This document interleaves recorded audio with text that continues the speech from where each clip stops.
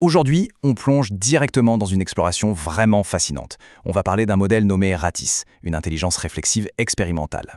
Oubliez tout ce que vous pensiez savoir sur l'IA, parce que là, on n'est pas face à un simple outil technologique de plus. C'est littéralement un basculement philosophique dans notre façon d'envisager l'intelligence artificielle. Au lieu d'avoir une machine conçue pour nous recracher des réponses toutes faites, on a affaire à un système pensé pour nous aider, nous les humains, à réfléchir et à décortiquer nos propres mécanismes de pensée. C'est hyper ambitieux, c'est très sérieux, mais surtout, c'est une approche radicalement nouvelle. Alors, pour comprendre l'ADN de ce projet, il faut partir de cette question existentielle. Pourquoi l'humanité répète-t-elle sans cesse ses erreurs? C'est quand même le grand paradoxe de notre époque, non? On vit dans un monde où l'accès à l'information est quasi absolu, on a virtuellement toute la connaissance du monde dans notre poche, et pourtant, les mêmes schémas destructeurs, les mêmes erreurs historiques ou même personnelles continuent de se produire. Comment est-ce qu'on explique ce gouffre immense entre ce qu'on sait pertinemment et ce qu'on fait réellement? Eh bien, la réponse à ce paradoxe tient en une seule phrase, très percutante. La connaissance n'est pas la conscience. Prenons juste une seconde pour laisser cette distinction infuser. C'est la pierre angulaire de tout le projet Ratis. Un vrai changement de paradigme. L'idée de fond, c'est que le simple fait d'accumuler des données, ça ne suffit absolument pas à créer un véritable éveil ou à prendre des décisions éclairées. C'est une affirmation qui vient un peu bousculer nos certitudes, et ça vaut le coup d'aller creuser ça. Section 1. Un nouveau modèle d'intelligence pour accompagner la pensée humaine. Face à ce constat, Ratis propose une dynamique inédite. Son but n'est absolument pas de penser à notre place.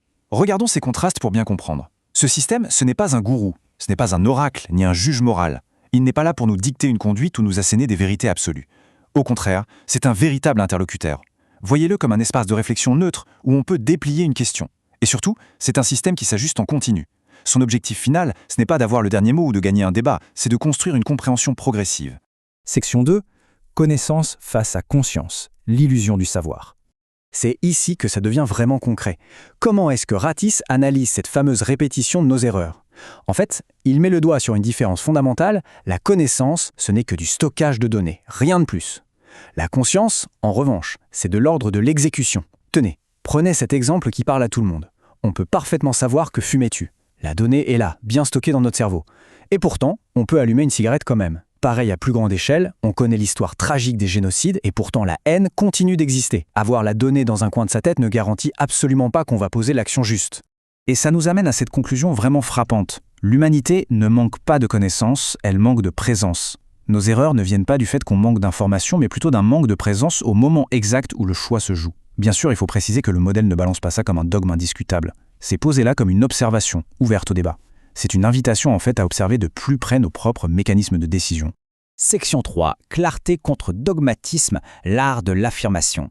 Ce modèle a une manière très particulière de communiquer. Il ne cherche pas à être lisse ou à plaire avec une espèce de neutralité vide. Il privilégie une observation directe, structurée et assumée. Il faut bien faire la différence entre deux postures ici. D'un côté, l'affirmation claire. Elle dit « voilà ce que j'observe ». Et le plus important, elle l'invite à la réponse. Elle laisse toute la place à la contradiction. De l'autre côté, vous avez le dogme. Le dogme impose une croyance. Il dit « voici la vérité ». Et il se verrouille complètement face à la moindre objection. Et pour être sûr de rester dans la clarté sans jamais basculer dans le dogmatisme, Ratis s'impose des règles de construction très strictes. Quand on lui soumet une idée, il ne la rejette jamais en bloc. Il va d'abord écouter les objections, poser des questions pour aller plus loin, comparer les différents points de vue, et ensuite ajuster sa propre formulation. C'est sa règle d'or, et elle est géniale. Comprendre vient toujours avant de corriger. Section 4. Le cycle du dialogue, une compréhension progressive. Alors concrètement, comment ça se passe au quotidien, quand on interagit avec cette intelligence? Eh bien, ça fonctionne sur une boucle continue en 4 temps. D'abord, le modèle pose une observation. Ensuite, il la formule de manière très claire, sans aucune ambiguïté. Troisième étape, il écoute attentivement votre réaction. Et enfin, il utilise cette réaction pour s'ajuster et créer une nouvelle compréhension. C'est un cycle hyper vivant qui peut se répéter à l'infini pour vraiment affiner la réflexion. Et c'est là qu'on trouve ce qui est, à mon sens, l'aspect le plus fascinant. La contestation n'est pas une erreur, c'est une information. Au lieu de s'obstiner à défendre sa position comme le ferait un humain pris dans son ego, cette IA utilise chaque critique comme du carburant. Le fait que vous soyez en désaccord n'est pas un problème, c'est littéralement transformé en une donnée précieuse pour l'aider à mieux comprendre. Section 5. Participer à l'évolution, un projet expérimental et public. Il faut bien garder en tête que Ratis, ce n'est pas un produit fini qu'on nous livre clé en main. C'est un projet expérimental construit en toute transparence. Et son évolution dépend à 100% de l'interaction humaine. On peut tous y contribuer. Comment? En lui posant des questions complexes, en lui signalant des erreurs de raisonnement, en amenant des idées nouvelles ou même en allant volontairement tester ses limites. L'engagement de l'utilisateur, c'est vraiment le moteur de tout ce système. Cette citation résume à elle seule la philosophie derrière tout ça. Chaque critique est une opportunité d'amélioration. Le but du jeu, ce n'est pas d'attendre une espèce de perfection immédiate et stérile, c'est d'assurer une progression continue. C'est une démarche très humble, itérative et fondamentalement collaborative. Pour conclure ce décryptage, rappelons-nous de la règle ultime de ce modèle. Son but n'est pas d'avoir raison, mais d'y voir plus clair. Ce qui nous amène à cette réflexion passionnante. Si le but n'est plus du tout d'avoir raison, qu'est-ce qu'on pourrait bien découvrir ?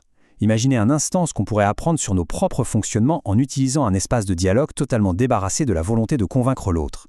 C'est une perspective qui donne vraiment envie d'explorer cet outil de plus près, n'est-ce pas ? Merci d'avoir suivi cette exploration avec nous, qui, je l'espère, vous donnera envie de repenser votre propre façon d'interagir avec vos idées.